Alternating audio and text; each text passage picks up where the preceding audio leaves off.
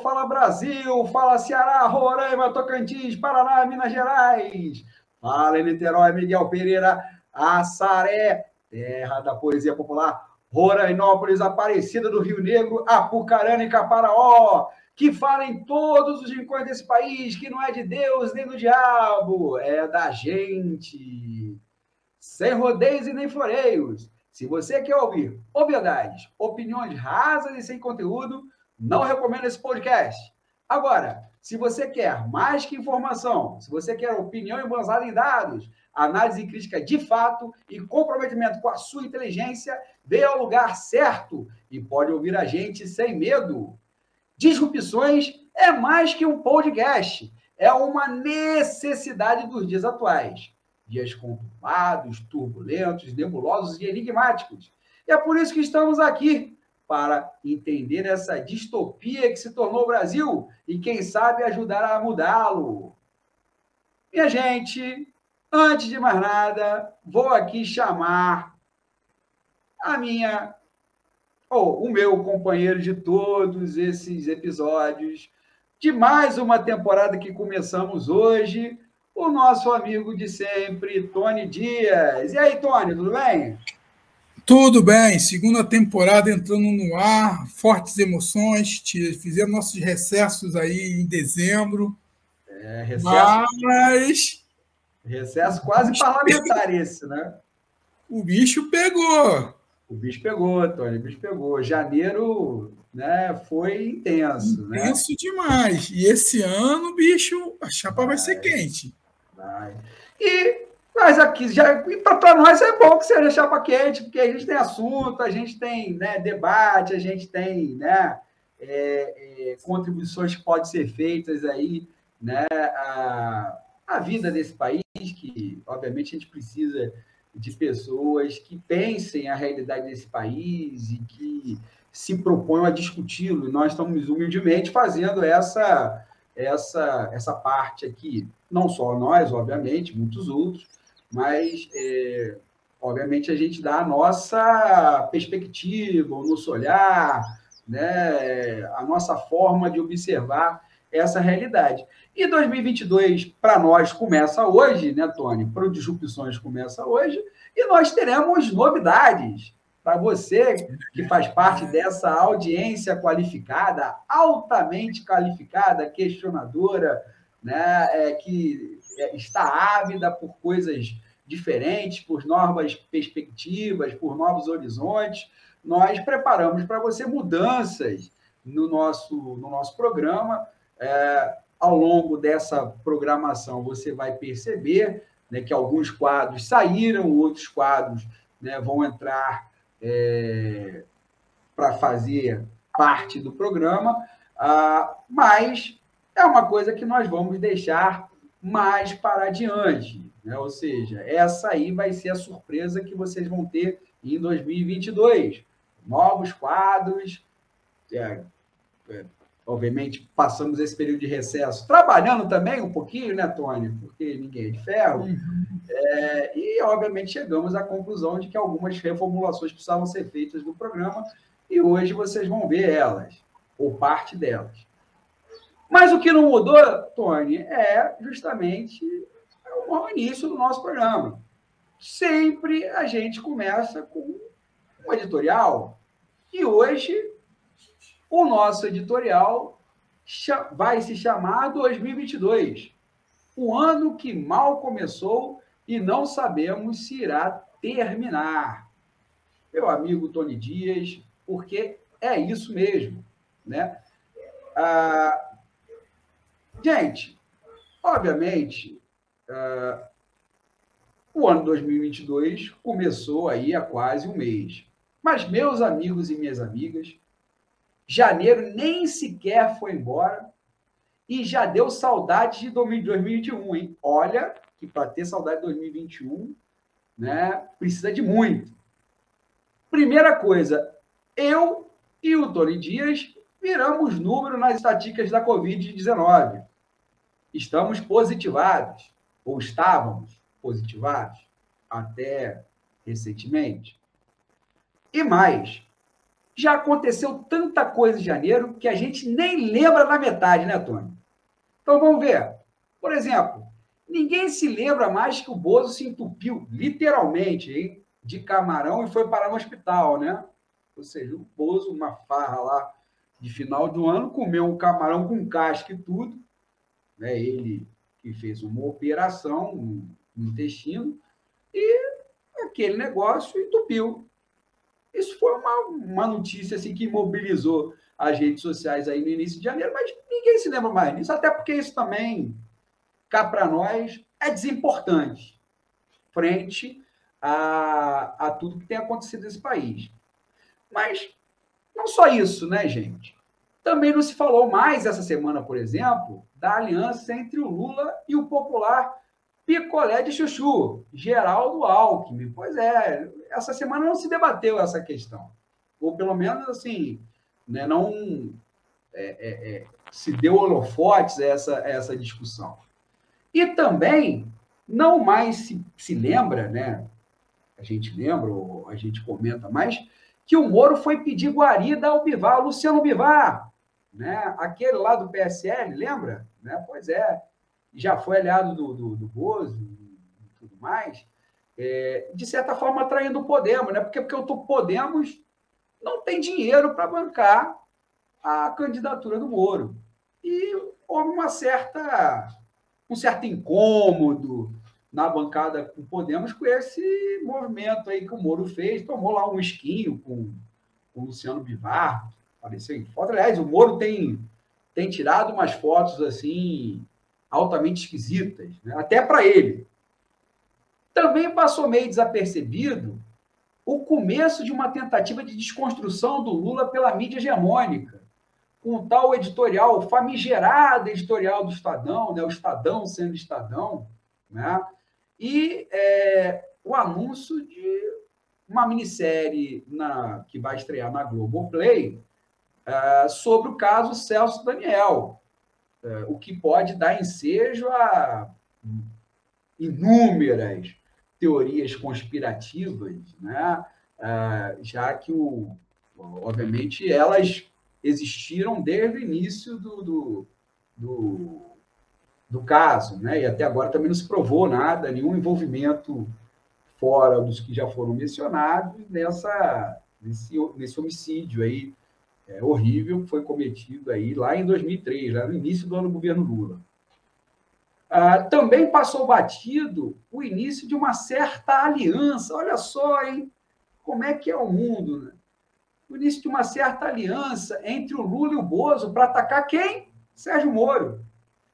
O Bozo utilizando sua influência no TCU, né, para, obviamente, averiguar a questão aí do quanto o Moro ganhou, né, forçar aliás, ele fez, né, ele divulgou quanto ele ganhou, né, naquelas consultorias que ele fez para Álvares e Marçal, né, e o PT tentando abrir uma CPI no Congresso justamente para, né, tentar identificar se tem alguma coisa estranha, errada, né, nesses movimentos aí que o Moro fez, dessas consultorias todas, né, foi uma aliança, né, de certa forma, por mais que inusitada que possa parecer, entre o Bozo e o Lula para, né, atacar o Sérgio Moro. Tivemos também o cancelamento, Tony, e a gente nem se lembra mais que o Carnaval do Rio de Janeiro foi cancelado, ainda bem, foi cancelado, aliás, com muita relutância do Eduardo Paes, né, que nesse episódio teve uma postura muito criticável, né, e de um negacionismo,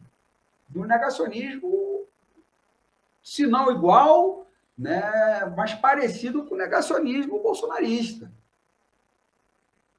Também ninguém falou mais, e teve uma certa relevância um tempo, do pedido de impeachment do Queiroga, do ministro da Saúde, né, sobre essa questão da vacinação das crianças, por que ele, né, é contra a vacinação das crianças.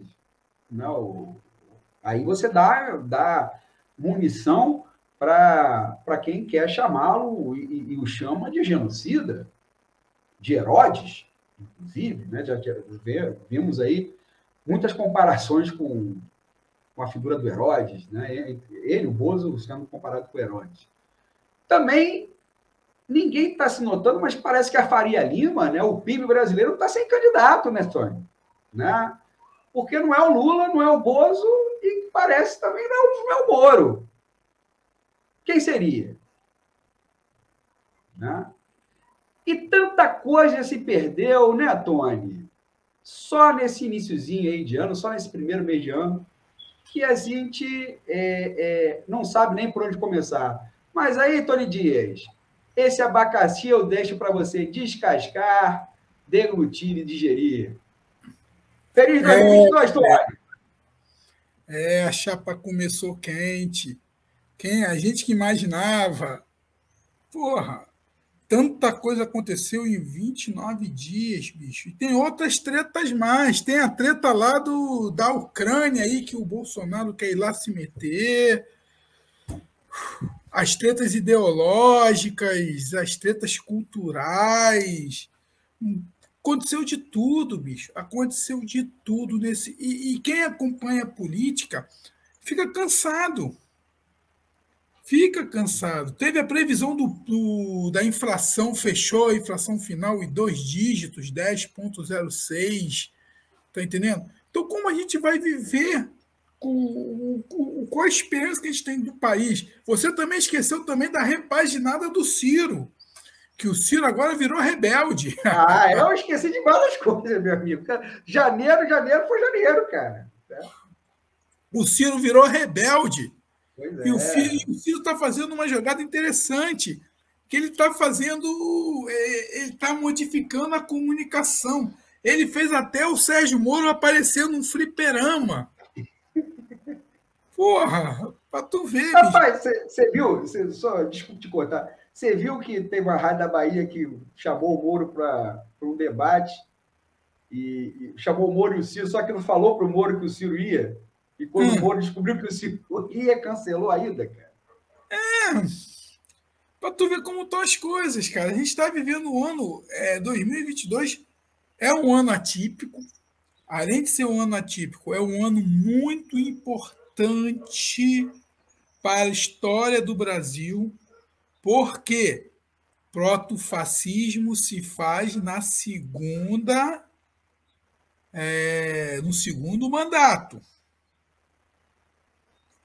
O perigo de eleger um protofascista é o segundo mandato. A Argentina expurgou o Macri. Os Estados Unidos expurgou o Trump. Vê a Hungria lá, com o Viktor Orbán. O problema que está dando na Hungria lá.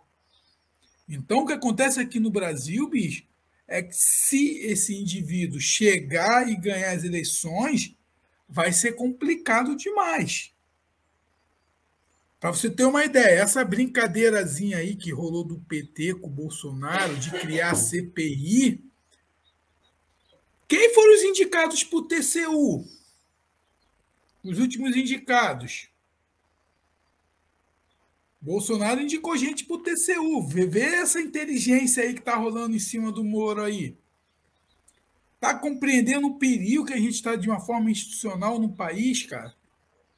Os tribunais, ele com o segundo mandato, quantas pessoas ele vai conseguir colocar nos tribunais no Brasil, no Supremo Tribunal Federal, no STJ, no Tribunal do Trabalho? É muito perigoso.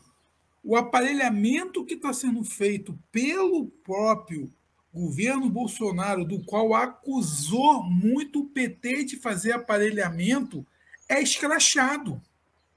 Esse é o grande perigo que nós temos.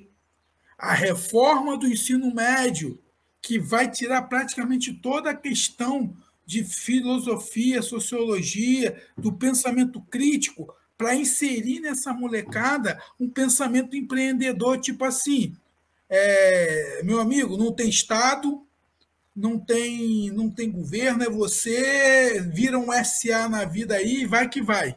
Acabou. A bolsa que foi aprovada onde? De R$ 5,91 para o empregador poder contratar uma pessoa aprendiz sem carteira assinada, sem 13º, sem férias, sem nenhuma garantia previdenciária. Então, um moleque aí vai entrar ganhando, o salário mínimo é 1.100, 1.000 e alguma coisa, vai estar entrando ganhando R$ 951, e o empregador não vai precisar pagar os impostos em relação a isso. É esse processo que esse governo protofascista está fazendo. Esse é o perigo todo do governo Bolsonaro, que talvez ninguém está percebendo. As entrelinhas, o que está sendo feito na educação do Brasil, as caças às bruxas nas universidades, o que está sendo feito na cultura, com esse secretário aí, com esse Mário Frias, fazendo as aberrações que esse cara está fazendo. O que está sendo feito lá na Palmares, na Fundação Palmares, o que a Damares Alves está fazendo, porque tem uma coisa muito interessante. O PL e o PP só pegaram os ministérios filés mignons. Os ministérios ideológicos estão tudo na mão do Bolsonaro. Estão tudo na mão do Bolsonaro. E é onde que ele está fazendo toda a coisa. Porque quem governa a parte, vamos dizer assim, a parte funcional do governo é o Centrão. O Centrão que comanda a parte funcional. Eu vou falar uma coisa para você, Léo, até interessante. Ainda bem que o Centrão está lá.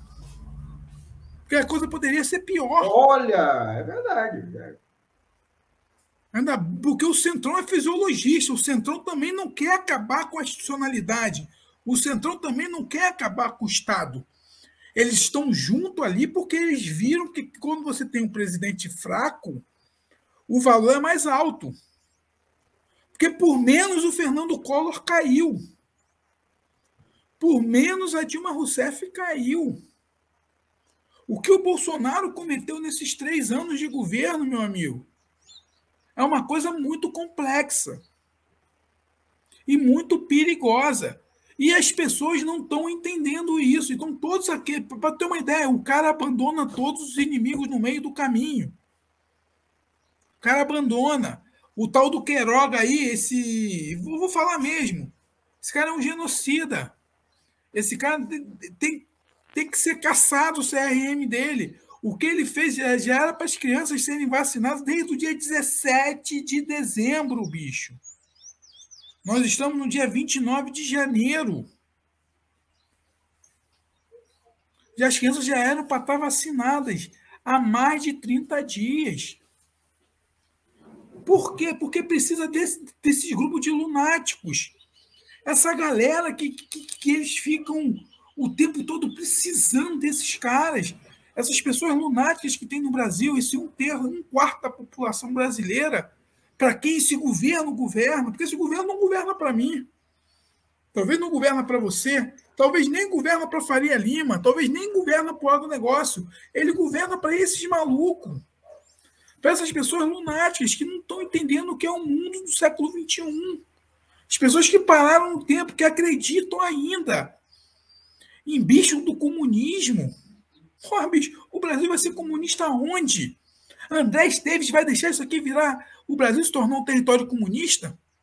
Tu acha que os playboys da Faria Lima, os playboys do Leblon, o playboy do agronegócio vai deixar isso aqui virar uma Venezuela? Porra, tá de sacanagem comigo, bicho. O Lula fez o governo mais centro-direita que eu vi na minha história. O governo do PT de 2002 até 2010, até 2012 mais ou menos, foi um governo de centro-direita, não foi um governo de esquerda. Não foi governo de esquerda. Eu ouso, eu faço uma aposta com qualquer um dos nossos ouvintes aqui que forem de direita que mostre evidência de que o governo PT foi um governo de esquerda. Cadê a reforma agrária? O PT fez reforma agrária? O PT encampou as empresas? Pô, o PT privatizou a empresa pra caramba, bicho. Tá entendendo? Então, essa loucura toda, a irresponsabilidade da Igreja Universal essa semana, de fazer um manifesto falando que a esquerda é abortista, que não sei o quê, que o evangélico não pode ser de esquerda. Então, o que acontece hoje, Léo, essas coisas todas que eu falei estão acontecendo agora. Você já citou essas outras maluquices no início do programa. Então, a gente está vivendo uma utopia e barbárie. O que Silvio Tender, aquele filme do Silvio Tender, notório, Utopia e Barbárie, a gente está vivendo uma utopia e barbárie, bicho. As loucuras. As pessoas totalmente desinformadas. Entendeu? O que o Queiroga fez é passivo mesmo de uma punição, bicho. Não dá mais. E aí a gente vai viver um ano que já acabou. Qual o nome daquele fundo do rock? É Publi Rock? Lembra do fundo internacional? O principal fundo de investimentos aí falou que só bota dinheiro no Brasil quando o Bolsonaro sair. Quando o Bolsonaro sair do governo. É um dos fundos mais importantes no mundo. Só vai botar dinheiro quando o Jair Messias Bolsonaro não for mais presidente. E não está falando de agora, não, que se ele ficar até 2026, até 2026 os caras não botam dinheiro no Brasil. O que esperar desse ano, bicho? A gasolina já vai ter aumento essa semana. A ANP já fez uma média que a gasolina já está no preço médio no Brasil a R$8. E o que isso impacta? Impacta no... Se você for pegar um carrinho para dar um rolé, vai pagar 8 prata. O cara que trabalha no Uber vai estar pagando 8 prata no combustível. Ah, mas ele está a gás. Não vai ser mais 4,40, vai chegar a 5. Então, esse é o governo protofascista que está aí. Esse é o governo que está fazendo a barbárie. É esse governo que está desencadeando toda essa confusão no Brasil, a perda da identidade. O Brasil perdeu a identidade, bicho. O Brasil está com uma esquizofrenia. A gente está esquizofrênico. O Brasil não sabe para onde ir. A gente não tem direção, a gente não tem política. E é muito triste, porque às vezes eu converso com alguns amigos que são lacaios. Meu filho, muito interessante. O meu filho descobriu o que significava Minion. Ele falou, papai, Minion significa lacaio. Falei, é mesmo? Minion é lacaio. Então, esses lacaios, esses caras que não entendem do que está acontecendo, bicho, eu não quero nem, tipo assim, você é comunista. Não sou essa bodega nenhuma, não, bicho. Não dá mais. Não dá mais. Mas o índice de desemprego diminuiu. Porra, beleza, diminuiu, mas o salário agora, os caras não ganham nem mais salário mínimo. É R$925 sem nada. Esse é o governo. Então, a elite gosta. Porque os pobres de direita, bicho, estão tudo lascado. Vai no hospital público aí, igual um caso aqui da cidade aqui, hospital modernizando. Tudo às traças. Vagabundo só pau. Então não tá dando, bicho. Não tá dando. Então, o que vai acontecer desse ano, talvez esse ano nem termine. Nem termine. É possível. Nem termine. Porque ontem o cara já fez o que. Já criou uma crise institucional. Aquela questão toda lá da Polícia Federal, que ele não foi depor, que ele fez uma armação. Ele fez uma armação para não ir depor. Ele poderia muito bem, a Constituição permite que ele não. A Constituição permite que ele pudesse mandar até um depoimento escrito, mas ele armou essa balbúrdia toda para quê? Para poder ter uma cisão. Porque o Alexandre de Moraes, o último recurso que ele tem é mandar um pedido de coercitivo, qual é o nome daquele lance? Condução coercitiva. Condução coercitiva, e não pode. Então, olha como ele coloca as instituições, em pé de guerra. Ele desacreditou a Polícia Federal, bicho. Quem hoje acredita na Polícia Federal? Polícia Federal vazando informação não pode. Pois é. Então, tipo assim, ele cria. Teve essa semana, eu vi um jornalista aí falando uma coisa muito interessante. Ele é imbecil. Ele não sabe o que está fazendo. Às vezes ele não sabe o que está fazendo. Ele não tem nenhum decoro. Então, a gente que era para estar crescendo, o país poderia estar se desenvolvendo, a gente está se lascando. E cada vez mais. Então, esses lacaios, eu não gosto nem de conversar com eles, porque eles não conseguem entender.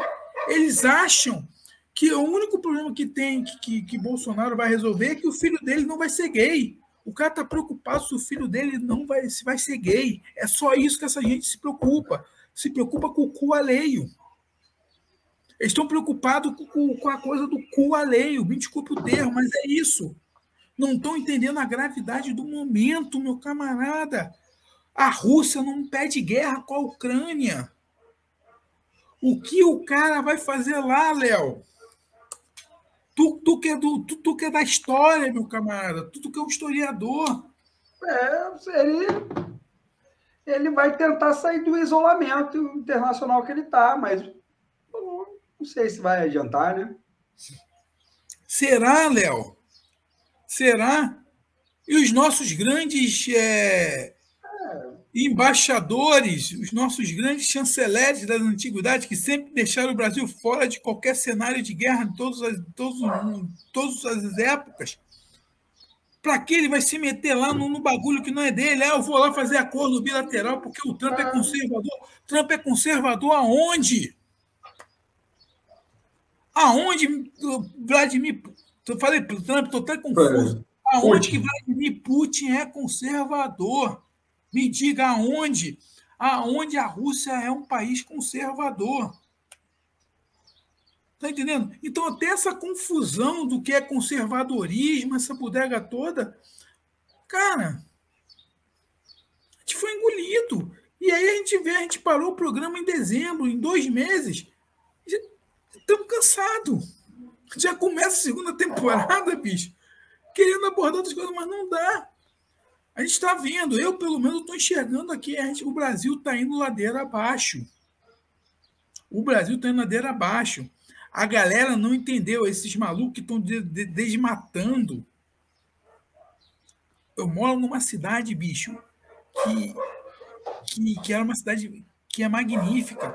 Hoje essa bodega aqui tá quente pra caramba, porque os malucos estão devastando, querendo fazer condomínio, vender, ganhar dinheiro. Tá uma loucura. Por quê? Porque esse infeliz incentiva isso tudo.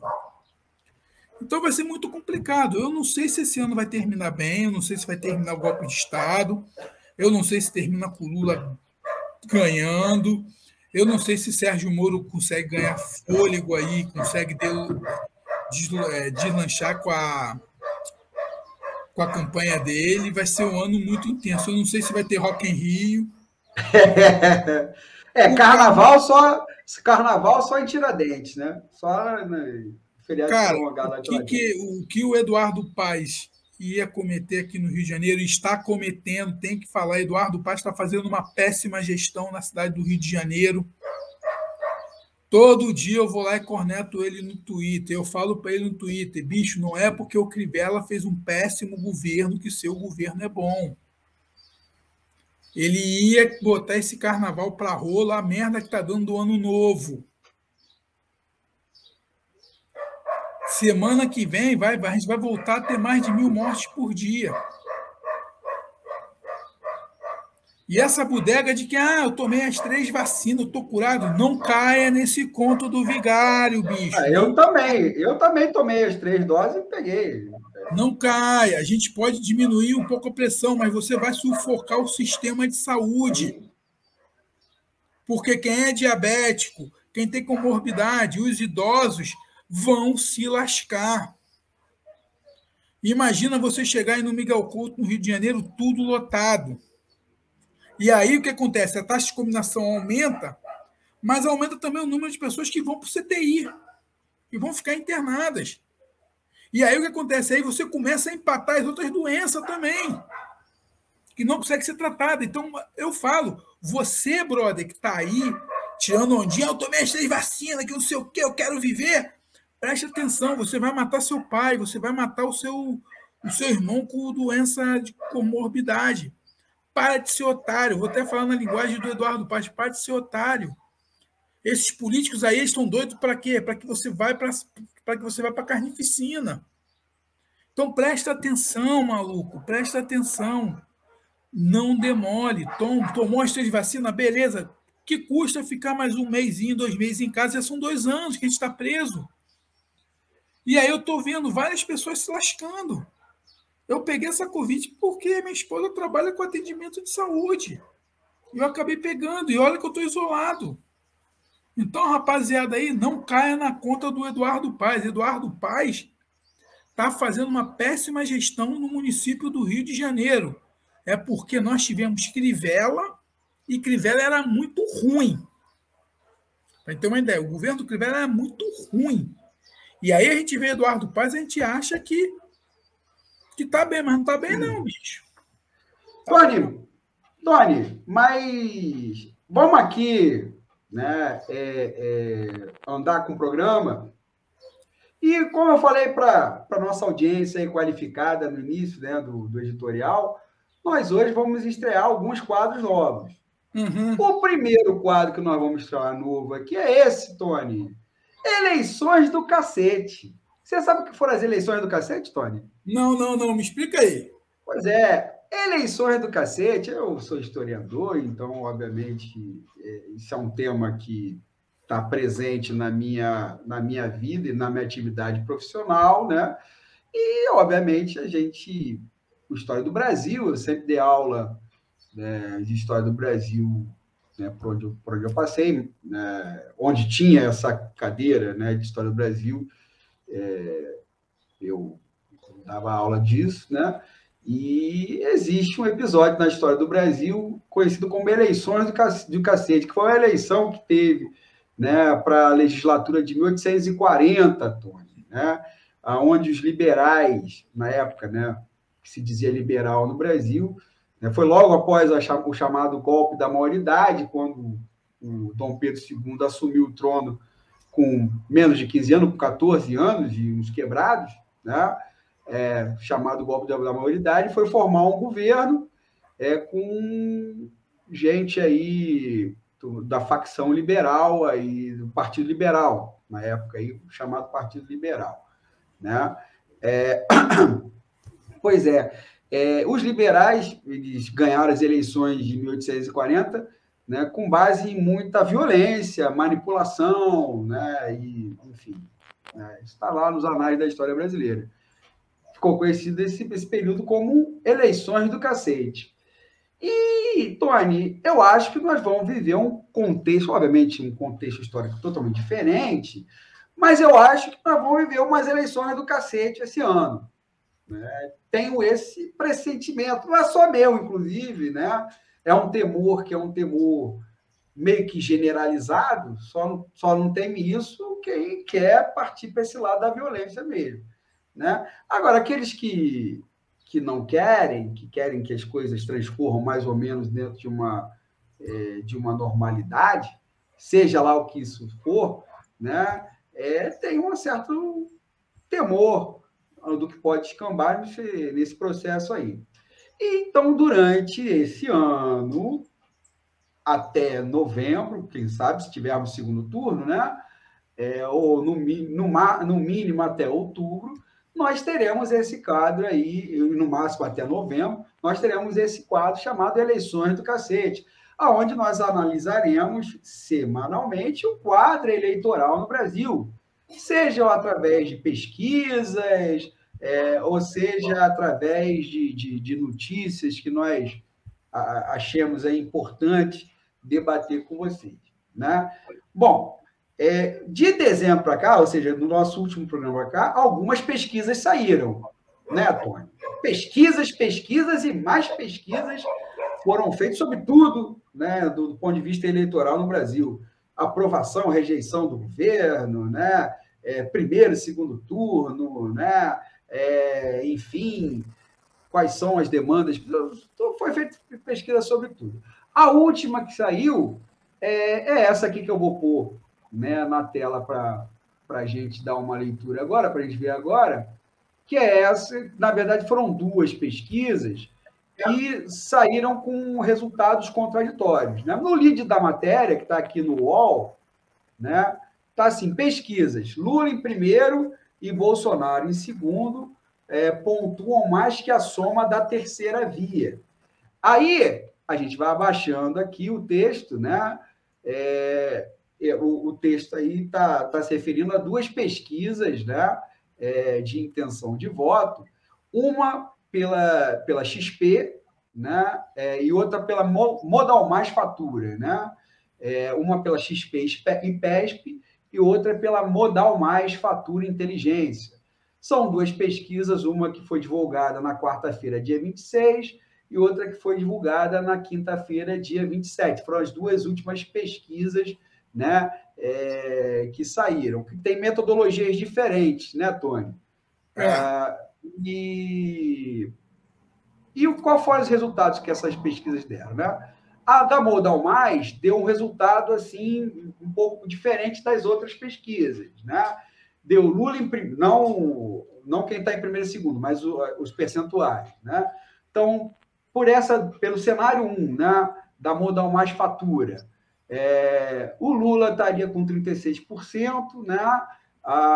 O Bolsonaro com 31% e o Moro com 8,5%, Ciro 5,6%, Dória 2,4%, depois vem outros candidatos aí menores.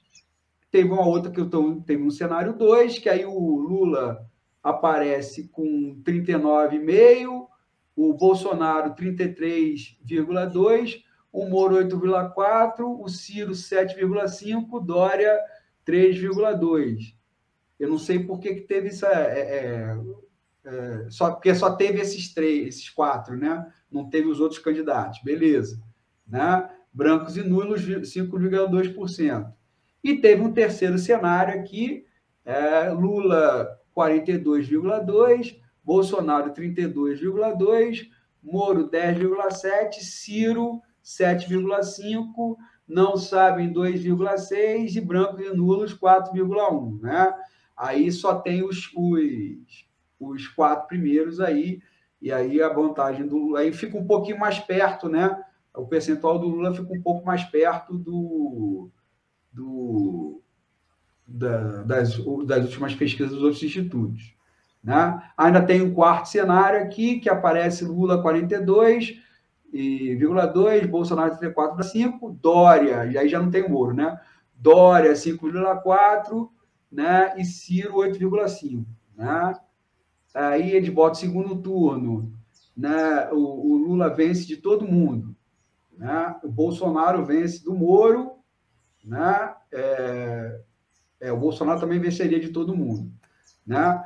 A rejeição, o Bolsonaro lidera a rejeição por essa pesquisa com 47,3%, Lula 37%, né? Dória 23% e Moro 18%, Ciro 16,5%. Né? Aí fala um pouquinho sobre o Instituto, aí depois passa para a pesquisa da XP e PESP, né? Isso foi divulgada no dia 27. Aí o cenário obviamente, já fica mais próximo das outras pesquisas. Né? O Lula aparece, aí no cenário 1, o Lula aparece com 44%, Bolsonaro 24%, Moro 8%, Ciro 8%, Dória 2%, e aí tem outros candidatos aí menores, né, com 1%, 8% sabendo responder e 4% nulos e brancos. Cenário 2, né, Lula 44%, Bolsonaro 26%, Ciro Gomes, já não tem o Moro, né? Ciro Gomes 9%, Dória 4%, né, outros candidatos aí 1%. Né? Então só tem esses dois cenários. No segundo turno, Lula venceria todo mundo, né? Lula venceria todo mundo, o Ciro venceria o Bolsonaro, o Dória venceria o Bolsonaro, né? E o Moro venceria o Bolsonaro. Né? Então, no segundo turno, aparece assim uma diferença com o tal da Modal Mais aí muito grande. Já em termos de de rejeição, 64% disseram que votariam de jeito nenhum em Bolsonaro, né? Dória, 57%, foi em segundo, né? Moro, 53%, Lula, 43%, Rodrigo Pacheco, 43%, Ciro, 42%, e Felipe Dávila, 37%, Samuel 35%, Alessandro Vieira, 35%. Né? Então, meu amigo Tony Dias, são duas pesquisas que mostram realidades assim, um tanto quanto, não diriam contraditórias, mas diferentes. Né? São metodologias, não estou dizendo que um é melhor do que o outro, são metodologias diferentes, deram resultados diferentes, né? Pelo menos na vantagem que o Lula leva para o Bolsonaro. Né? E no segundo turno, né? Tony? Oi, posso ir? Pode. Tem um lance muito interessante nessas duas pesquisas, é que essa aí qual o nome mesmo do instituto? Deixa eu pegar aqui. Modal Mais? Modal Mais. O que acontece? Esse instituto, a discrepância é muito grande em relação a todas as outras pesquisas. Todas. Então, fica uma incógnita no ar. Será que ela pode ter a base de dados dela em si? Pode ter uma distorção? Não sei. Mas eu não estou confiando muito nessa pesquisa. Não é por causa da distorção. Do resultado em si, né? Não é de resultado. É porque é a única que está destoando de todos. E a gente sabe que é muito complexo. Então, eu não vejo com bons olhos dela nesse fator. Nesse fator. Eu acho que preciso ver melhor entender esse instituto. Ele é a sexta, se eu não me engano, é a sexta pesquisa que eles fazem para presidente e destoa de todos os outros. Então, talvez pode ter um problema aí de base de dados. Isso é muito complexo. E a gente vive num momento muito confuso do nosso país. Então, essa aí me chama a atenção e eu vou observar. Não quer dizer que esteja errado, não é isso. A gente não estou falando que esteja errado, mas talvez a base de dados pode ser um pouco... Não pode estar refletindo muito bem, mas é uma coisa a ser pensada. Porque essa da XP, da EPESP, tem um problema, porque os sócios da XP, os sócios da XP não querem muito não acreditam nessa pesquisa. Isso chama atenção, entendeu? Isso chama muita atenção, a XP trazendo esse número, e a gente sabendo que a XP é. Então, tem todo uma análise a ser feita. Então, aí, essas pesquisas mostram já o cenário com Moro e sem Moro. Então, o grande problema que vem evidenciando é que o Moro não decolou. O Moro não decolou. O Moro, ele não anima o mercado. Ele não vem animando o mercado. E essa questão da Álvares de Marçal ficou muito pesado para o Moro. Foi muito... como ele está conseguindo explicar. Ontem ele deu a explicação na live junto com o MBL. Eu achei que ele não explicou. O Moro é muito superficial. O Moro ele não aprofunda. O Moro tomou porrada do Monark, o Monark detonou o Sérgio Moro. O Monark lá do Flow Podcast. Então, para você ver como são as coisas. Então, o que evidencia essas pesquisas é que a população não acredita no Moro como herói. Ele não passa confiança. O Bolsonaro passa uma credibilidade. O Bolsonaro eu não gosto do Bolsonaro, ponto. Não gosto. Mas eu não posso dizer que ele não passa confiança para o público dele. O público dele, é isso. Exato. O Ciro Gomes passa uma confiança. O Lula passa uma confiança. O Pacheco não. Tanto que o Rodrigo Pacheco meteu o pé. Deixou o PSD aí ver o que vai ser feito. Simone Tebet passa confiança. Passa confiança. Tem propriedade. Entenda o que eu estou te falando. O Moro ele não é político. O Moro tentou ser político. E aí as pesquisas evidenciam, porque com 2 meses já era para ele estar ali navegando na casa dos 15% ali. E aí é aquilo. O Bolsonaro, ele tem o público dele. Os 26%, 23%, aquela galera que é fiel ali à maluquice dele. O Lula tem o público fiel dele, que gira em torno aí dos 35% a 40%. E o Lula nunca teve um bom cenário desse de intenção de voto em nenhuma eleição.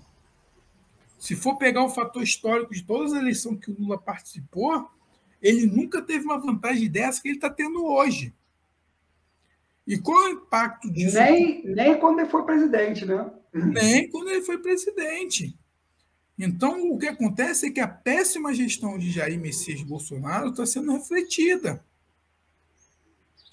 Pessoas sensatas, porque tem um lance muito interessante que eu vejo.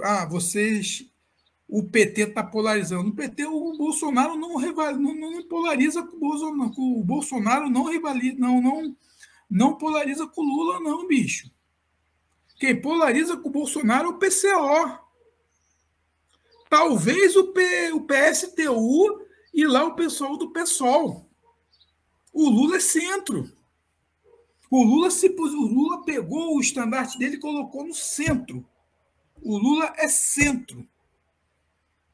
Só não conseguiu fisgar ainda o PL e o PP porque ainda não é o momento, mas Lula se posicionou no centro. Isso está sendo refletido nessas pesquisas de intenção. Tu pode ver aí a base que o Bolsonaro tem de 26%, 23%, ela vai ficar nisso aí, cara, até definição dos vices, que uma coisa que vai ser primordial nessa eleição vai ser quem vai assumir a cadeira de vice. Isso vai trazer muita força. Porque, vamos dizer, o Lula fechando com o Alckmin mesmo, cara, é uma chapa muito interessante, no sentido pragmático de política. É uma chapa muito interessante. É uma chapa interessante demais. É aquela chapa de 2002, que tinha o Lula junto com o Zé de Alencar. Quem vai ser o vice do Bolsonaro? Vai ser um militar? Vai ser um Mourão? Sofrendo a humilhação que sofreu? Vai ser a Damares Alves para ser achincalhada?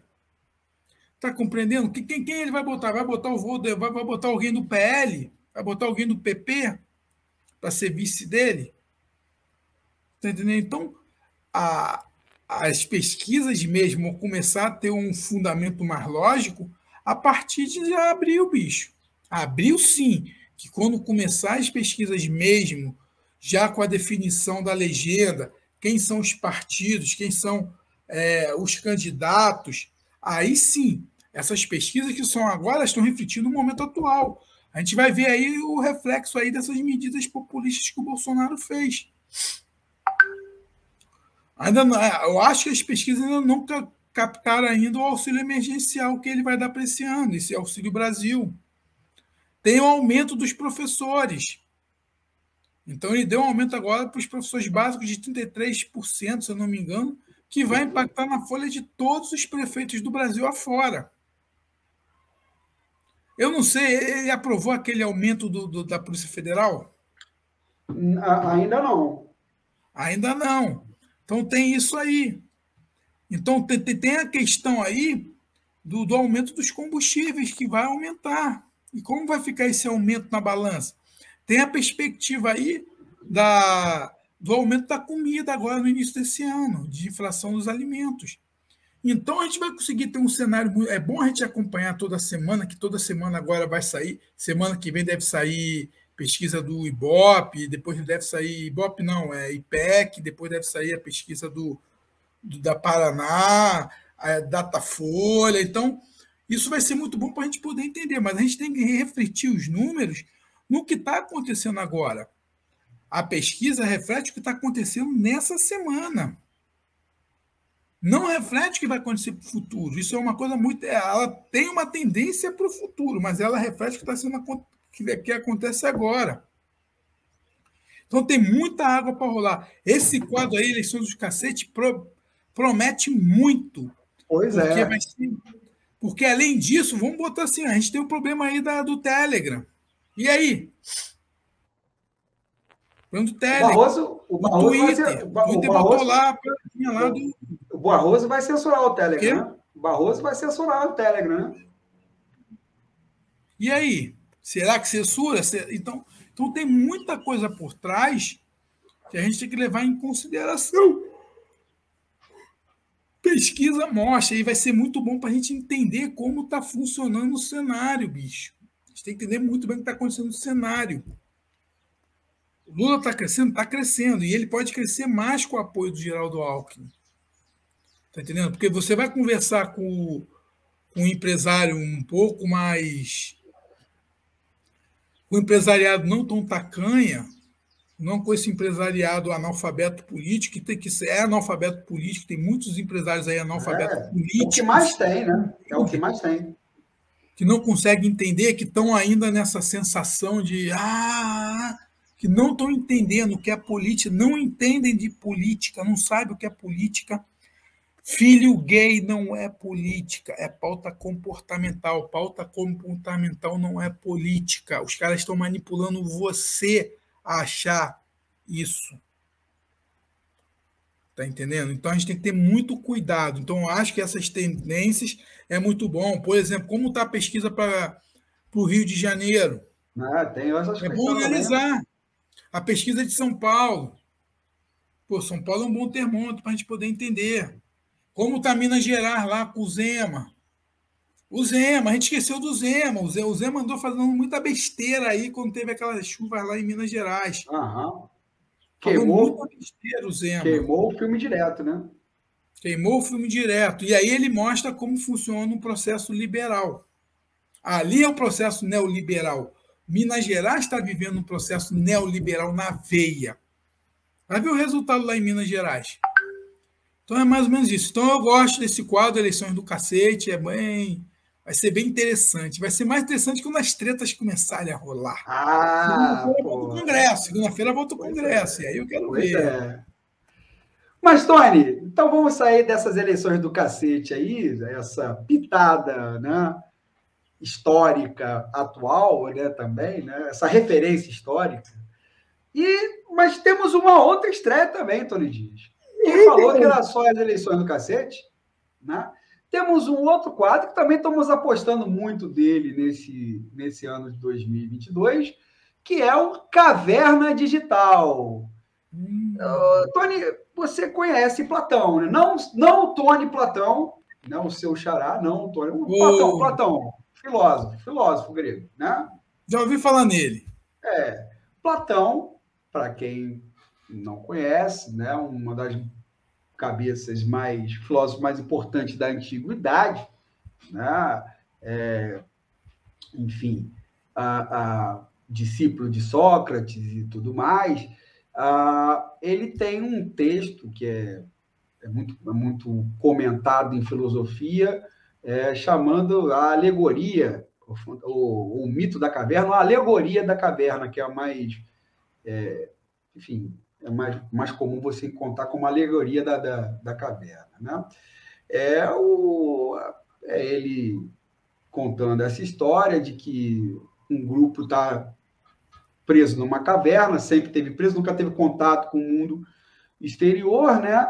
E a única percepção que ele tem, eles estão acorrentados de frente para a parede da caverna e que o ilumina é só a luz de uma vela lá, eles ficam vendo, né, as sombras que passam, né, em direção deles, e fica achando que aquilo é a realidade deles, né?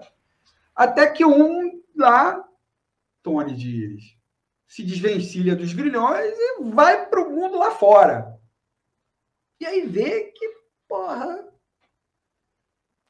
aquela realidade que eu tinha ali, então não é isso. Não é isso. Não é isso. Vou contar para os meus amigos.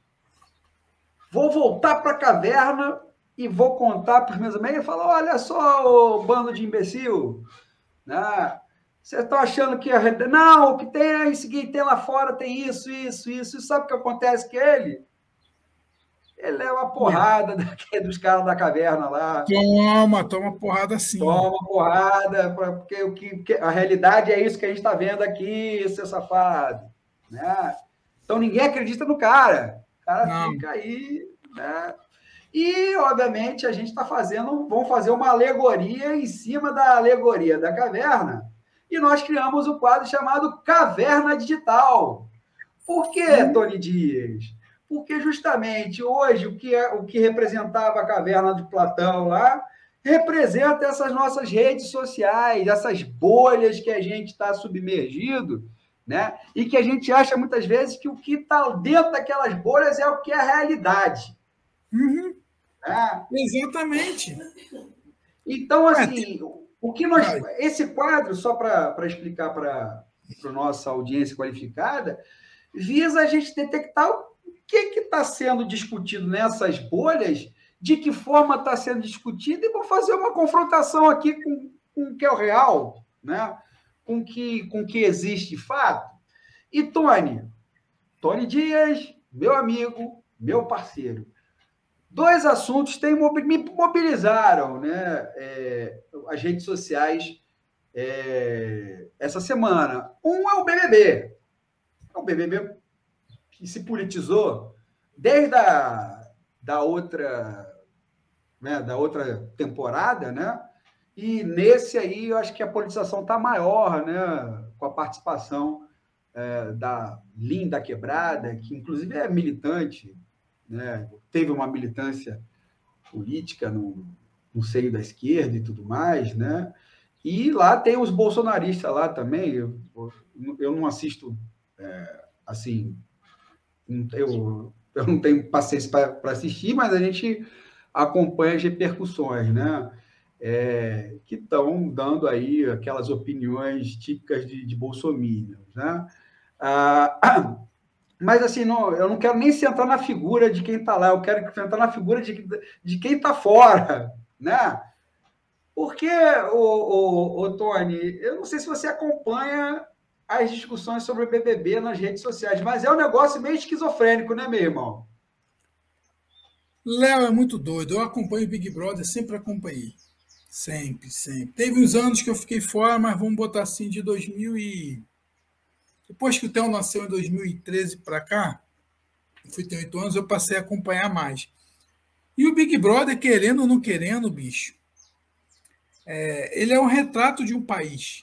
Ele é um retrato do Brasil. Ali você consegue colocar estereótipos, mesmo que sejam estereótipos, vamos dizer assim, caricatos, mas ali você tem o brasileiro, um brasileiro, você tem a milionária, que é representada pela tal da Jade Picon nesse ano, você tem o vencedor que vem da favela, que é representado pelo DG, preto.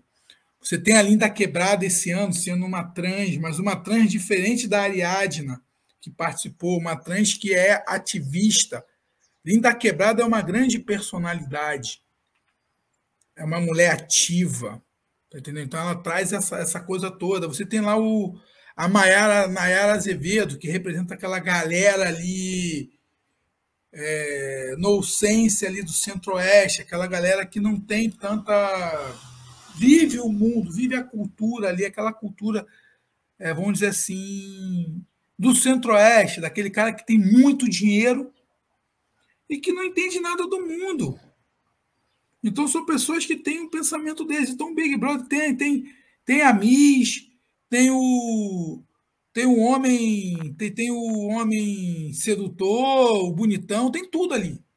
Então, só que esse ano o que o Boninho fez? O Boninho liberou que a galera comente sobre política, que até então era um processo um pouco velado. Era velado isso. Você tinha algumas pessoas, como já teve mas a outra sessão, acho que isso foi aberto também. Não, esse ano está aberto. O ano passado teve uma menina lá, tal da Sara, que ela tinha grande possibilidade de ganhar, ela perdeu porque ela falou dele. Ela falou que gostava dele. Não, E e a não galera teve, falou, não, ele não. e toda a polêmica com a Carol Conká também, não teve? Carol Conká foi um outro babado. Foi questão de pauta identitária, foi Então, questão da, de soberba. Então, esse ano, o Big Brother está mostrando uma coisa. Ele está até fraco esse ano. Vou dizer uma coisa. Essa temporada está muito fraca, tá muito azedinha, tá muito chatinha. A do ano passado foi a mais violenta, bicha. Do ano passado, porra, todo dia tinha treta. Esse ano quase não tem treta, a galera tá mais paz e amor. Mas, tanto que não tem tanta repercussão assim na mídia como teve ano passado. Não teve tanta repercussão. A repercussão que mais teve foi a Jade, essa Jade Picon aí, que 15 milhões de seguidores no Instagram, ela sai do. Eu tava na Xepa. Para quem não sabe, tem a Xepa e tem o VIP. O VIP come de tudo do bom e do melhor. A Xepa tem regulação de comida. Então a Jade foi comer banana, coisa que ela nunca comeu na vida, tá entendendo? Então tem um lance bem interessante. Mas esse ano o BBB está político. Então tem manifestações políticas. A Nayara Azevedo se manifestando lá na questão política dela, na visão que ela tem de mundo, porque tem uma coisa que a gente é bem interessante. A gente tem um pouco do ponto de vista do nordestino em política. A gente conhece um pouco o ponto de vista do Nordeste. A gente sabe como que funciona o sul do Brasil na questão política. A gente sabe como funciona o Rio, São Paulo, Minas. Mas a gente não tem tanto conhecimento do Centro-Oeste. Isso é uma coisa que tem me chamado muita atenção. E a Nayara Azevedo, e ano passado tinha lá dois caras, o Caio e o outro lá que gravou uma música aí de sucesso, que eram ali do Centro-Oeste, e eles mostravam todo de como era o pensamento do Centro-Oeste. É uma coisa que a gente não chama atenção. O Centro-Oeste hoje, ali a questão do Goiás, Mato Grosso, tem uma significância política e comercial. Eles estão começando a moldar uma certa cultura para o restante do Brasil. Essa questão desses sertanejo universitário, esses bailão, essa sofrência toda, eles conseguem fazer uma modificação muito grande. Isso é representado na questão do BBB. Então, analisar o BBB, eu gosto do BBB porque é comportamento, então eu analiso muito com o olhar comportamental. Mas esse ano, tanto que teve uma treta lá de transfobia. A Nayara Azevedo foi perguntar para a Linda Quebrada como chamar ela. Se chamava de dele, ela, e a Linda tem tatuada aqui na testa a palavra ela, mostrou, lê aqui que você vai entender, eu não tenho que ficar explicando. Teve a Nayara Azevedo que foi fazer uma treta lá com o tal do DG lá, o Douglas Silva lá, que é o cara que fez Zé Pequeno em Cidade de Deus, molequinho. Zé Pequeno, ele que era o Zé Pequeno. E aí ela foi perguntar para ele qual é a sensação dele ser preto. Olha a pergunta da idiota. Aí o cara ficou puto, falou, porra, mulher, vai perguntar um historiador, não tem que te falar nada não, vai perguntar um sociólogo. Eu não tenho que te dar satisfação. Tanto que aí ele foi e botou ela no paredão. Aí teve a formação do paredão, ele era o líder e botou ela. Então, vai pipocar. Mas o elenco desse ano, se fosse do ano passado, bicho, porra, ia ter treta pra cacete. Só que o galera desse ano tá muito mais devagar. E aí, só que o que acontece é o seguinte, nessa caverna digital tem o fenômeno do Olavo. O Olavo morreu. A outra coisa que mobilizou essa semana foi a morte do astrólogo, né? Vou colocar assim, né? Porque filósofo não é, escritor também não é, jornalista não é, é um astrólogo, Olavo de Carvalho, e que virou guru da extrema-direita brasileira, inclusive do Bolsonaro, inclusive do Bolsonaro dos filhos, né? O Eduardo Bolsonaro era o mais entusiasta de todos, né? Inclusive em relação ao Olavo de Carvalho, formou uma geração de bolsominions. Você tem uma geração de bolsominions que leu aquele livro dele, né, que até comprei para dar uma olhada, para ver quais eram os argumentos que eles tinham. Assim. Eu falei, pô, 30% do livro eu joguei fora, sabe? né? Que não lê para não ser idiota, né? Algo assim nessa linha. E, enfim, o Olavo de Carvalho morreu, né? Morreu, todos morrem um dia. Mas o que mais me chamou a atenção, Tony, foram as repercussões nas redes sociais. Primeiro de tudo, você teve uma repercussão aqui, né? Vamos colocar do lado o pessoal mais da esquerda, né? Ou seja, um pessoal mais identificado com a esquerda, você teve uma comemoração, né, a respeito aí da morte do Olavo de Carvalho. Vou até mostrar alguns memes aqui que saíram, né, em relação a ele. Deixa eu ver se eu encontro aqui um deles. Cadê? Estava aqui. Deixa eu ver aqui, Tony, eu já vou encontrar rapidamente. Mas, assim, esse é um dos memes aqui que eu vi, que é uma nota oficial do inferno, né? Eu não sei se está dando para ver aqui direito. Ó. A administração central do inferno vem a público se manifestar sobre o que segue. Nas últimas horas, houve a quantidade expressiva de afirmações dando conta que o humano Olavo de Carvalho se encontra em nossas dependências. Gostaríamos de esclarecer que, desde suas origens, o inferno possui regras claras para receber os futuros residentes fixos. O senhor Olavo de Carvalho, em sua existência terrena, passou dos limites até mesmo para nossos padrões. Sendo assim, informamos que o mesmo, em sua condição de desencarnado, não está em nossos domínios. É possível que se encontre ainda entre os que se creem vivos, assumindo a condição de alma penada. Por seu histórico, esta é uma possibilidade, né?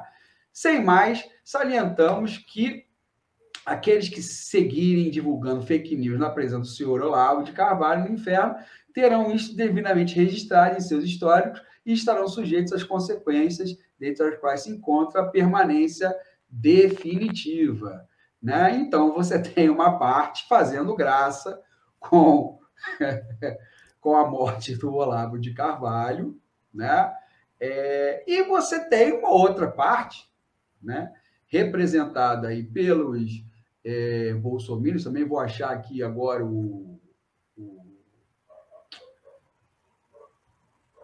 a notícia, né, que tem um pessoal que está querendo canonizar o horário do Olavo de Carvalho, né? Sim, se tem um pessoal que quer, que não aceita ele nem no inferno, por outro lado, tem o pessoal que quer canonizar o Olavo de Carvalho. Então, olha só essa notícia, né, que saiu aqui no UOL, se eu não me engano. Coluna do Chico Alves, né? Morte Olavo... Não, essa é outra, desculpa. Não era essa que eu queria, não. Né? Isso é até uma análise mais... que eu pretendo dar essa aqui.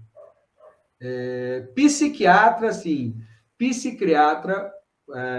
bolsonarista. Deixa eu tirar isso aqui e colocar outro, compartilhar, né? Essa aqui, Tony. Psiquiatra... Opa, saiu, desculpa. Compartilhar a tela. Guia do Chrome. Isso. Agora tem, né? Psiquiatra bolsonarista começa a campanha para Olavo de Carvalho ser santo católico. Então, se tem um lado que não aceita o Olavo nem no inferno, né, que diz que o inferno tem regra, não é para qualquer um, tem o outro lado que já quer canonizar o Olavo de Carvalho. Esse psiquiatra aí bolsonarista já quer, né, tornar o Olavo de Carvalho santo. E aí, Tony? Você comemorou a morte do Olavo de Carvalho? Se comemorou com qual champanhe? Ou você quer canonizá-lo? Cara, antes de tudo, o seguinte: comemorar a morte, assim como eu vi aí a galera comemorando, eu acho que a morte é uma coisa muito complexa. Então, eu acho que Tony, não entraria nessa vibe. Porém, bicho, tem algumas coisas que tem que ser levadas em consideração. Esse cara pegou Covid. Esse cara desdenhou da Covid. Esse cara influenciou esses malucos negacionistas no Brasil inteiro. As besteiras que esse homem disse, porra, bicho, são crimes. Ele cometeu vários crimes. Vários crimes. Crimes. Eu tô falando crimes mesmo. Ofendeu muitas pessoas. Então era um ser repugnante.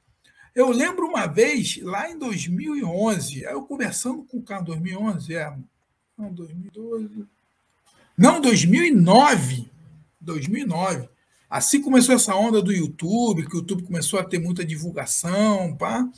Chegou um camarada meu, porra, Tony, conversando com ele, pô, tu é liberal? Eu falei, acho que sou, porque eu tinha uma ideia de liberal um pouco diferente antigamente. Pô, vou te mostrar um vídeo de um cara liberal muito bom. Porra, quando ele manda o vídeo do Olavo de Carvalho, que eu assisto os primeiros vídeos dele, eu tomei nojo. Mas eu não imaginaria que esse cara ia crescer tanto como esse cara cresceu, bicho. Só que é aquela coisa, ele estava na hora certa, no lugar certo, e nós estávamos no tempo errado. Porque esse infeliz, porque tem uma coisa interessante, o Olavo de Carvalho, ele não criou isso tudo. O Olavo de Carvalho, ele pegava as teses do Steve Bannon e a tese de um cara russo, que eu esqueci o nome dele, e ele atualizou isso para o Brasil. Até nisso esse cara era um cara inteligente, era um cara que tinha talvez uma vasta cultura, lia, mas era um cara também oportunista. Ele entendeu esse processo inteiro no planeta, essa mudança. A gente viveu muito tempo com a social-democracia, bicho. E aí uma geração não acredita naquilo que está vivendo. Então você tem os jovens, tá entendendo? Então os jovens que aderiram à campanha dele começaram a aderir às ideias dele porque achava excêntrico. O cara fumava, bicho. Qual o primeiro cara que fala assim, pô, fumar faz bem pra caramba? Eu fumo porque isso me faz bem. Então ele tinha um requinte de rebeldia, sacou? Então ele manipulava, e como ele falava ideias vazias, ele mesmo dizia: eu quero que caia aqui meu aluno, que ele não tenha conhecimento de nada. Porque chega um cara que não tinha conhecimento de nada lá, ele manipulava. Então o cara começava a falar teorias fáceis. A teoria da Terra plana é uma coisa muito fácil de ser absorvida, bicho. As teorias conservadoras que ele coloca, a questão do comunismo, essas maluquices todas que ele dizia lá, são argumentos muito fáceis, que o imbecil, aí eu estou falando imbecil não no sentido, mas no sentido literal da palavra, o idiota, aquele cara que é idiota, que é um cara mediano, esses médios que têm preguiça de ler, que sempre tiveram preguiça de ler.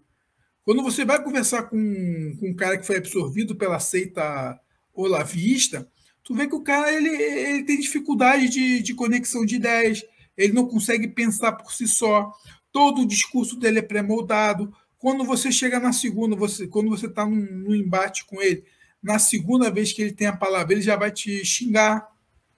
Ele não consegue ouvir o outro. Então, o Olavo de Carvalho fez muito mal para o Brasil. Fez muito mal mesmo. Esse livro que ele escreveu, que você comprou, eu não comprei, não. Eu consegui pegar um PDF. O mínimo que você precisa saber para não ser um idiota, bicho, é uma coisa leviana. Mas aí tem um fator interessante. A revista Bravo tinha ele lá, colunista. Ele foi colunista da Folha de São Paulo por muito tempo. Eu não lembro qual é a editora dele, que editava os livros dele. Deixa eu ver aqui. Ele tinha editora. Era do Record. A Record. Ele tinha editora. Aquele maluquinho lá, o Reinaldo Azevedo, era editor dele. Não, o Carlos Andreasa. Não, Carlos Andreasa, que foi o editor desse livro. Mas o editor, na época que ele trabalhava na Bravo, era o Reinaldo Azevedo. Ah, tá. Então, Depois romperam, né? Depois romperam. Então, a gente tem que entender o seguinte, tudo esse lixo que está aí hoje, se a gente tem um governo protofascista, se a gente tem maluco aí, se a gente tem o Queiroga aí como ministro da Saúde, se a gente tem Mário Frias, secretário de Cultura, se a gente tem Eduardo Bananinha, senador, deputado federal, se a gente tem Flávio Bolsonaro, senador, culpa desse cara que entupiu a cabeça de pessoas com ignorância. Foi esse cara que botou aquele Vélez lá, o colombiano, para ser ministro da Educação. É esse cara que influencia a cabeça desses evangélicos ortodoxos, desses evangélicos fundamentalistas. Então, esse senhor, ele morreu, bicho, morrer, eu não vou comemorar a morte dele. Entendeu? Muita gente comemorou, eu também não vou tirar o direito, porque ele fez o escárnio da morte. 625 mil pessoas morreram. A gente não comemora, mas a gente entende quem comemora. Eu entendo quem comemora e entendo a comemoração quando o presidente dele lá, que ele ajudou a compor, falou aquelas coisas todas, eu não sou coveiro. Aí o que eu tenho para dizer para ele é assim, eu não sou coveiro. Deixa de mimimi. Tem os seguidores dele que estão desesperados aí, chorando. Mas por quê? Porque perdeu uma referência. Porque o que o Olavo fazia? O Olavo lia o dia inteiro. Então ele pegava aquelas ideias espatafúrdias lá da QAnon e fazia um mix com o Brasil e jogava aqui para o Brasil e a galera acredita. Então, ele fazia isso o tempo inteiro. Depois que ele deixou de ser esotérico, que por muito tempo ele era astrólogo, e aí quando ele se intitulou filósofo, por que ele não foi para a academia debater lá com os padres na academia? Não teria passado, não teria entrado. Defender uma tese. Mas é o que eu te falo, os editores brasileiros, Folha de São Paulo, a Record, a revista Bravo, vários lugares que tinham ele como colunista. Seu Pedro Bial da Globo, levava ele para fazer entrevista lá. Está compreendendo? Ele já foi na Globo 2 vezes na entrevista. Então é isso que eu te falo. O problema que a gente tem no Brasil é o seguinte, eu defendo a liberdade de expressão, defendo sim. Agora, crimes como o senhor Olavo de Carvalho cometeu, difamando pessoas, propagando opiniões falsas. A gente tem que começar a perceber isso aí, bicho, porque não dá mais. Ele morreu, mas 625 mil pessoas morreram. Quantas crianças não foram vacinadas por causa dessa idiotice dele aí, de pregar contra a vacina, a vacina? Lembra que ele começou a falar de vacina? Uhum. A vacina. Então é isso aí. Quem comemorou, meu camarada, eu não vou. Nesse momento aqui, eu vou dar uma de Pôncio Pilatos. Lavei a minha mão. Eu escrevi no. Zoou, mas que ele foi um cara ruim para. Se nós estamos hoje vivendo essa droga que a gente está vivendo no país hoje, seu Olavo de Carvalho tem muita. Tem. Eu escrevi até numa rede social minha que o seguinte, né, que eu não comemoro morte de ninguém, mas que o mundo sem Olavo de Carvalho não pode ser ruim, né? Então, passou. O problema é o seguinte, Tony Dias, ele deixa seguidores, tem Brasil Paralelo, né? Tem vários... Tu falou uma coisa muito... Vários, o cara vai, mas as ideias ficam, né? Tanto não, mas as ideias dele... Tanto quando as ideias do Olavo, elas passam, elas são fugazes demais. O problema todo que eu vejo é o seguinte, o pior expoente que ele deixou foi o tal do Brasil Paralelo. Que é mais competente que ele, hein? Do ponto de vista da realização do produto, da coisa cultural, o Brasil Paralelo entrega um produto muito bom. Muito bom, perigoso, tendencioso. E detalhe, eles estão fazendo aí parcerias com algumas igrejas evangélicas e estão fazendo parceria com o tal de G10 Favelas. Uhum. E detalhe, a programação do Canal Brasil, eles estão ganhando editais. Muito perigoso. O Brasil Paralelo hoje é o movimento mais perigoso de propagação de ideias de revisionismo. E ninguém está prestando atenção. É cria do Olavo de Carvalho. Isso aí a gente pode... É o detalhe, selo Olavo de Carvalho de qualidade, né? E eles estão levando todo mundo para lá. Uhum. Tá todo mundo indo para lá. Então é muito perigoso a tendência desses caras, bicho. Mas, enfim, né? Olavo já não é mais desse mundo, né? Obviamente, nós vamos viver as consequências das ideias que ele propagou, ou estamos vivendo as consequências da ideia que ele propagou, né, até agora, e vai demorar muito para a gente desmontar essa armadilha ideológica que ele fez muita gente cair, né? Algumas até caíram de boa fé, outras não, outras são iguaizinhas a ele, né? Tony, temos mais estreia, Tony. Você acha que é só? Não, tem mais. Temos um novo quadro aqui, Tony Dias, que é o quadro que nós chamamos de Treta Cultural. Olha, esse vai ser um quadro que nós vamos ter muita discussão. É um quadro que vai ser destinado à discussão de cultura, mas não é o filme da semana, o livro do mês. Não vai ser isso. Tá, pode até ter isso, né, Tony Dias? Pode. Pode até ter isso. Né? Não é dica cultural, leia livro tal. Não, é treta. A gente quer treta. A gente quer combate, a gente quer discussão. Né? Então, a gente vai tentar trazer toda semana para vocês o que de mais tretoso houve na área cultural, né, na semana. E Tony Dias, essa semana, Chico Buarque, para muitos o maior compositor da música popular brasileira, né, quase uma unanimidade, não é, mas é quase uma unanimidade que ele seja o principal compositor, né, da música popular brasileira, né? Obviamente, eu gosto bastante do Chico, não sei qual é a sua opinião, mas, enfim, ele tem lá o lugar na história dele, né? E é um lugar de destaque. E ele resolveu, nessa semana, dizer que não canta mais uma das músicas famosas dele, né? Principalmente na interpretação da Nara Leão, que é Com Açúcar e Com Afeto, né? Então, o Chico Buarque cancelou ele mesmo, né? Ou seja, Chico Buarque, olha, Com Açúcar e Com Afeto é uma música que eu fiz por encomenda da Nara. A Nara queria uma música com um samba mais antigo e tudo mais. Eu fiz essa música, ela cantou, mas hoje já não representa mais o que eu penso, e acho que hoje a Nara também não a cantaria, então não vou mais cantar Com Açúcar e Com Afeto. Só para relembrar aqui, quem não conhece a música, né?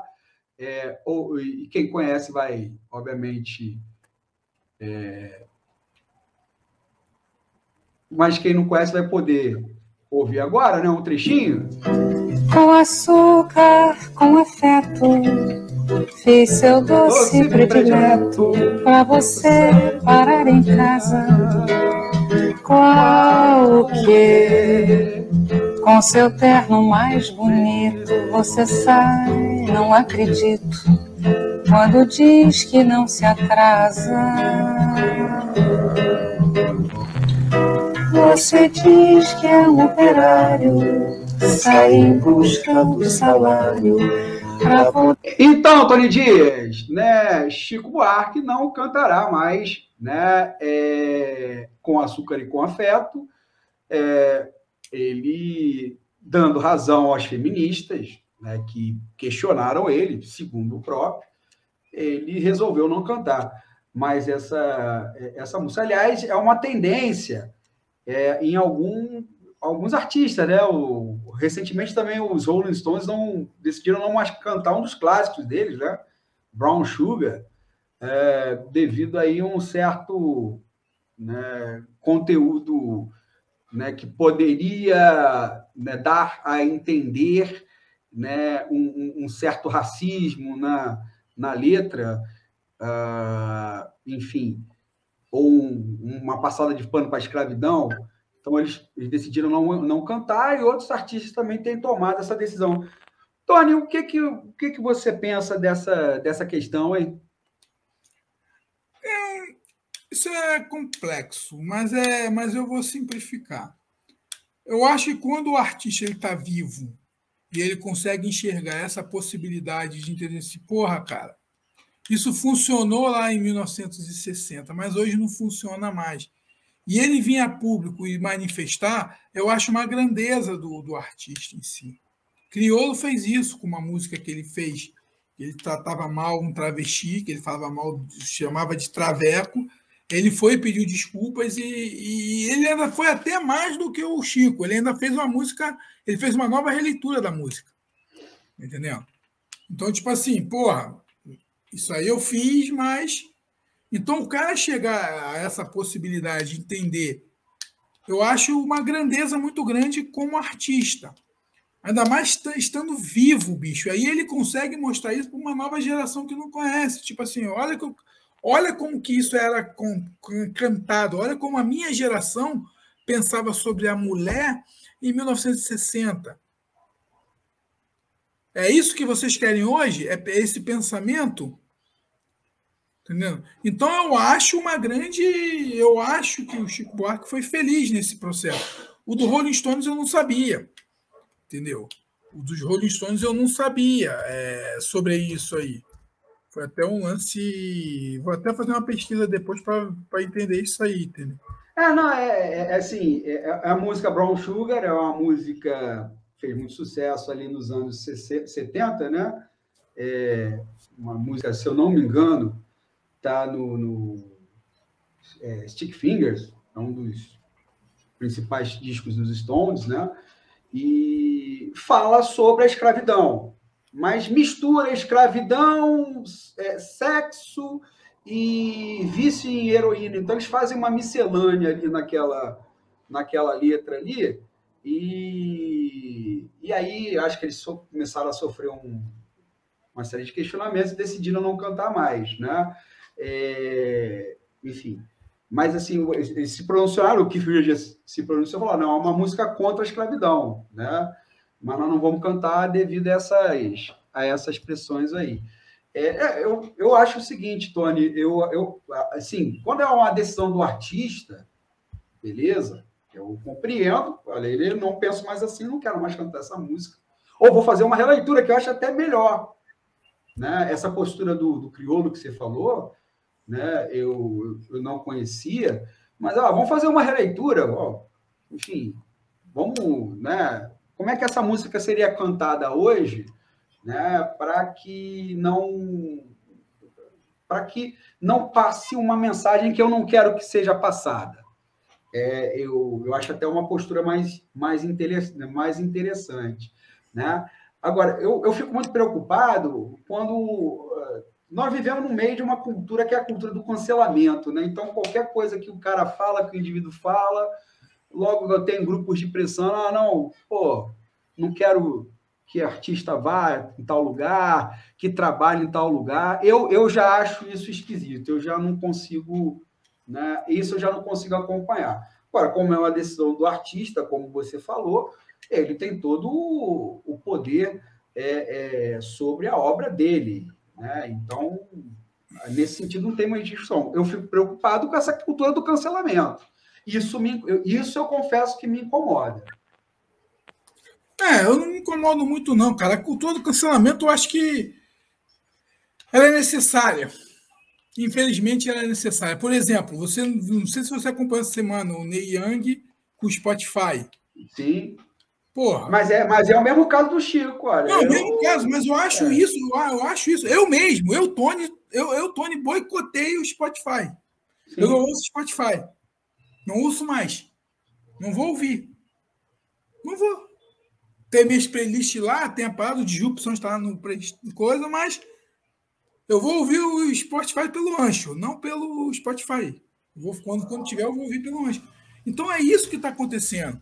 Então eu acho que essa cultura do cancelamento ela é necessária sim, bicho, porque a gente está num momento muito sério. Os Sleep Giants, o que o Sleep Giant fez de divulgar essas paradinhas que rolou aí das empresas estarem financiando sites negacionistas, isso é através de cancelamento.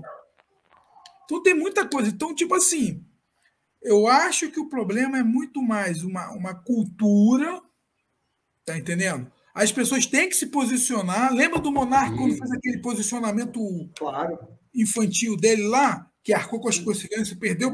Tem que fazer isso sim, bicho. A galera tem que passar a respeitar. A gente tem que respeitar o espaço do outro, porque senão vai ficar essa bodega dessa... tudo mimimi. Não é mimimi não, bicho. Não é mimimi não. Eu sou gordo, eu sei o que é sofrer gordofobia. Eu sei o que é você chegar no lugar e as pessoas ficarem te olhando porque você é gordo. Tá entendendo?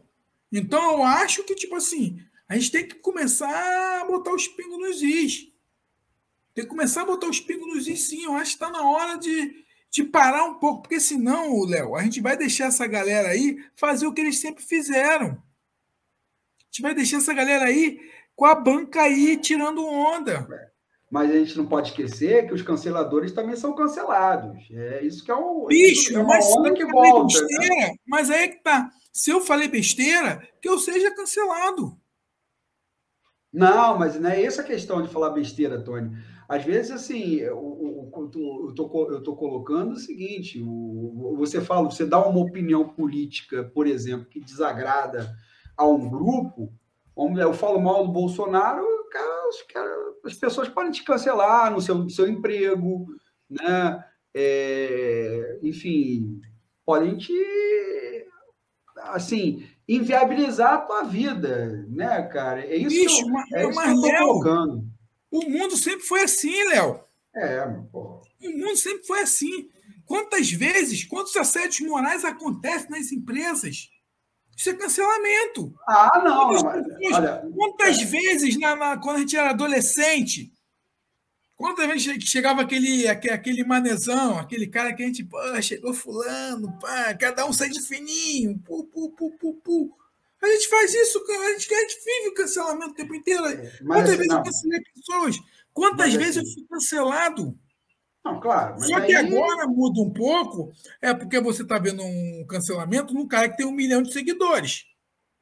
Aí você está vendo um cara que tem 3 milhões de seguidores. Aí o cara fala uma besteira e aí ele perde 500 mil, perde 2, 3, tipo o Djokovic. Não. Djokovic foi cancelado, bicho. Perdeu seguidores. Tá para perder patrocínio. E aí? Até mesmo o Olavo de Carvalho, quando o Sleep Giant mostrou lá aquelas maluquices dele lá, que o UOL desmonetizou ele, que uma galera desmonetizou ele, foi em cima de quê? De cancelamento.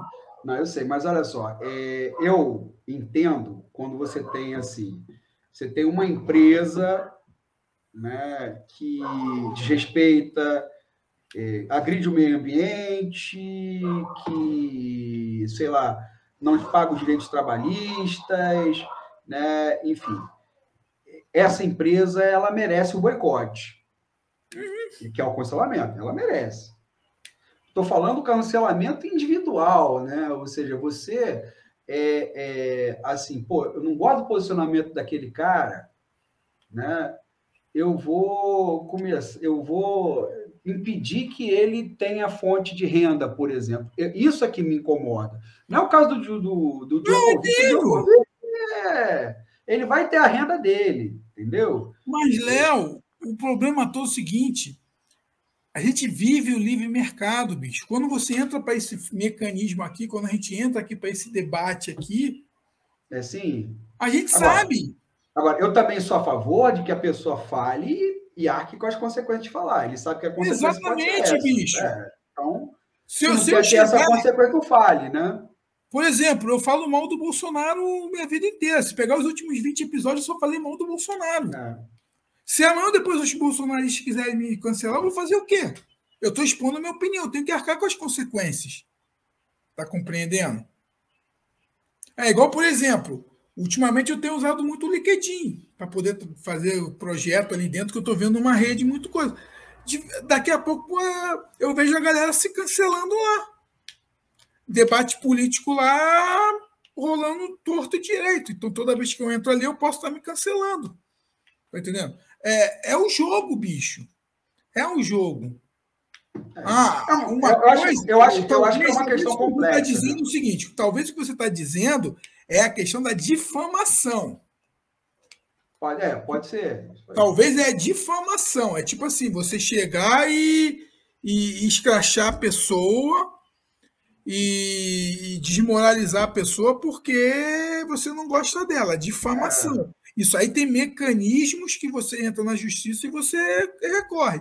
Agora, cancelar porque eu dei uma opinião e determinado grupo não gostou é a força política. Entendeu? É a força política. Infelizmente, é assim, bicho. Eu não estou boicotando aí o Spotify.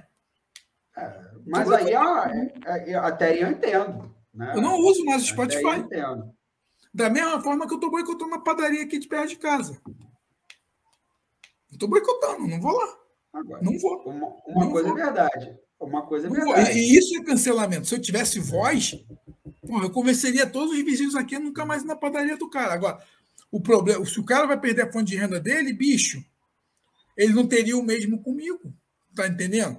Então, tipo assim, se a gente vive o livre mercado, se a gente vive o universo capitalista, a gente tem que jogar a regra que está em prática.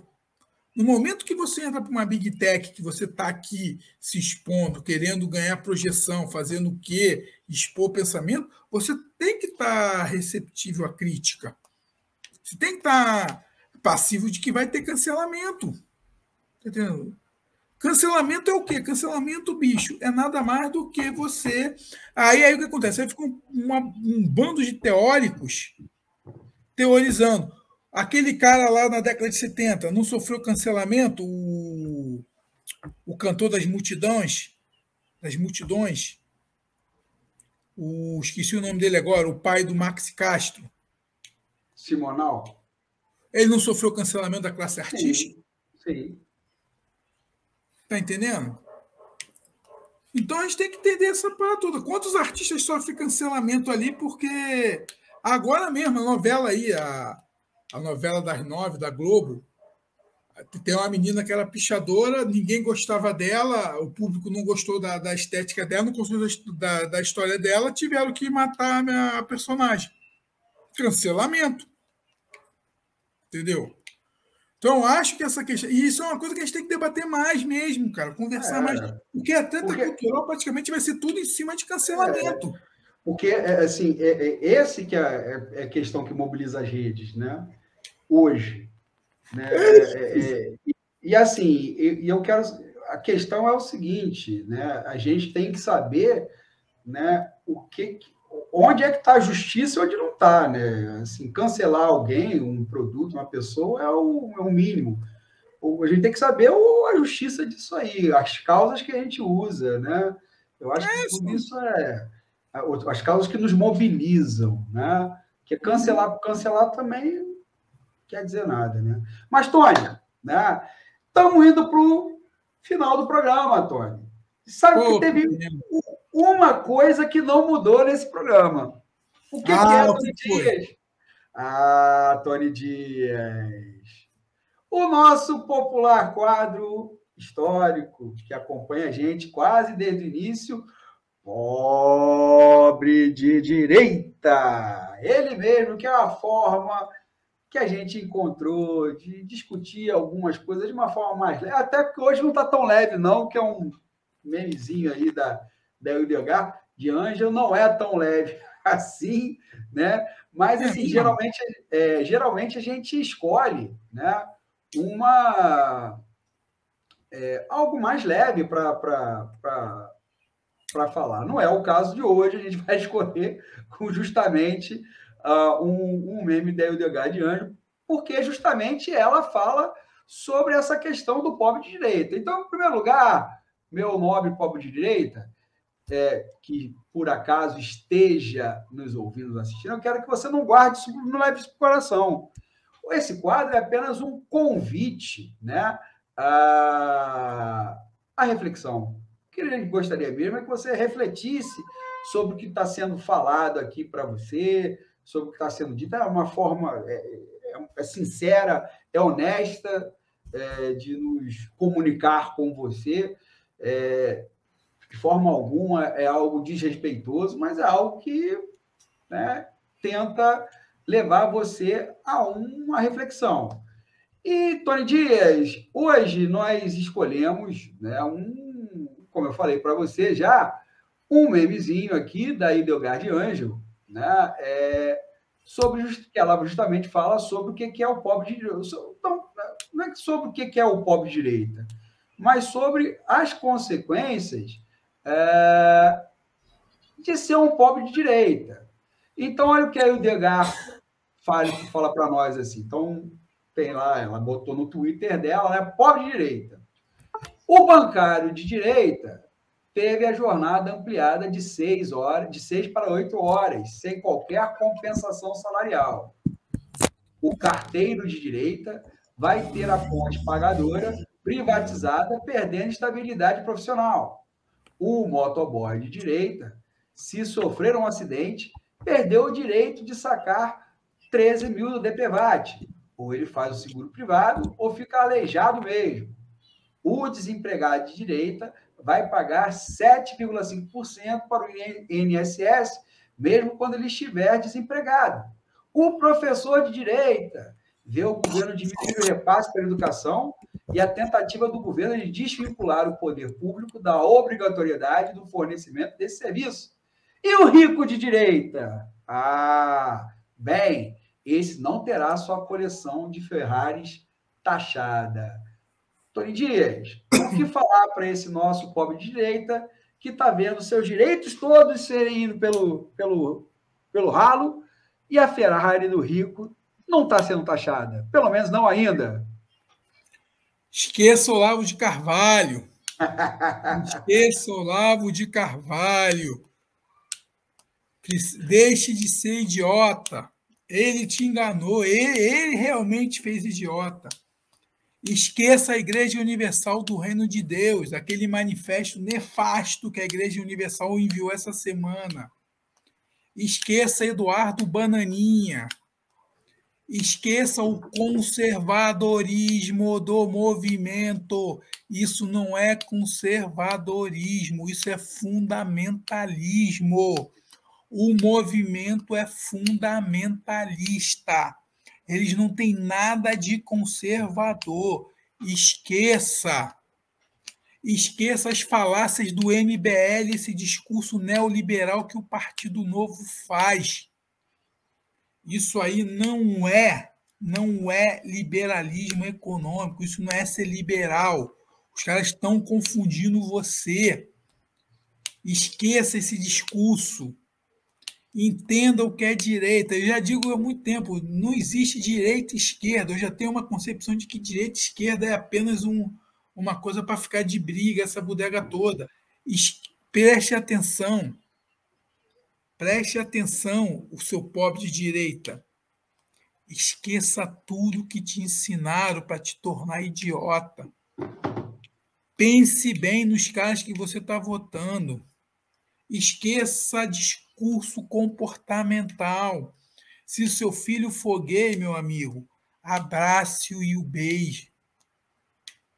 Entendeu? Se a sua filha se tornar lésbica, beleza, ame-a. Não deixe ela perdida aí no meio do caminho. Pare com essa onda, bicho. O século XXI mudou.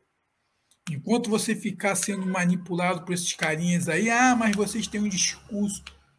Não, bicho, o mundo mudou.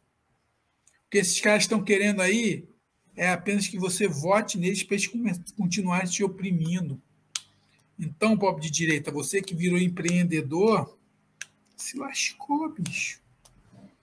Vai, você ainda tem aquele outro ainda, aquele que votou para querer o primeiro emprego e não vai ter carteira assinada.